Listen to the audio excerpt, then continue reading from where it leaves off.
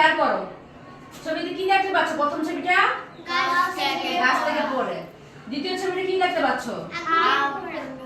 হ্যাঁ পুরা। তারপর এই ছবিটা কিসের? সড়ক দুর্ঘটনা। এই ছবিটা কিসের? পানিতে ডোবা। এই ছবিটা কিসের? তড়িতে হত হওয়া মানে বিদ্যুৎ স্পৃষ্ট হওয়া। এটা ছবিটা কিসের? সাপে কাটা। গুড। তাহলে আজকে আমরা পড়ব দৈনন্দিন জীবনে দুর্ঘটনা। প্রথমে আমরা জানবো দুর্ঘটনা কি। দুর্ঘটনা হলো এমন একটি আকস্মিক ঘটনা যা আমাদের শরীরের বা সম্পদের ক্ষতি করে। এটি যে কোনো সময় যে কোনো স্থানে ঘটতে পারে।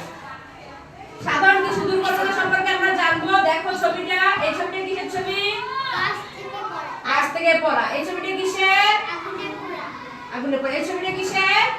সড়ক দুর্ঘটনা। এই ছবিটা কিসের? পানিতে ডুবা। এই ছবিটা কিসের? তড়িৎ হওয়া। এই ছবিটা কিসের? সাপে কাটা। সাপে কাটা। তাহলে দুর্ঘটনার ক্ষতি সম্পর্কে আমরা জানবো। এটা ছবিটা কিসের?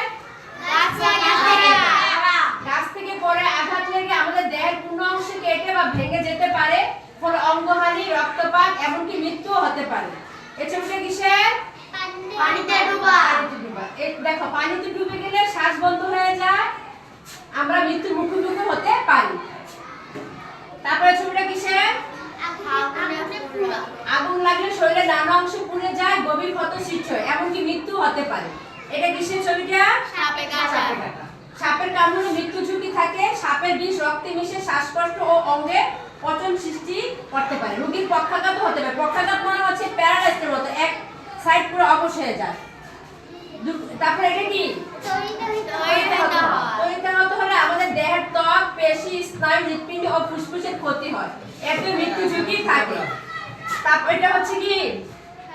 সড়ক দুর্ঘটনা। সড়ক দুর্ঘটনা অঙ্গহানি ঘটে, কখনো মৃত্যু হয়। দুর্ঘটনামুক্ত থাকতে সতর্কতা জরুরি। সতর্ক থাকলে দুর্ঘটনার ক্ষতির পরিমাণ কমে আসবে। ঠিক আছে? তোমাদের বইয়ের পৃষ্ঠা নাম্বার 27 খুলবা, এটা এককভাবে কাজটা করবা। আমার জীবনে ঘটে যাওয়া দুর্ঘটনা আর আমার দেখা দুর্ঘটনা, অন্যান্য দুর্ঘটনা। বইয়ের নাম্বার কত?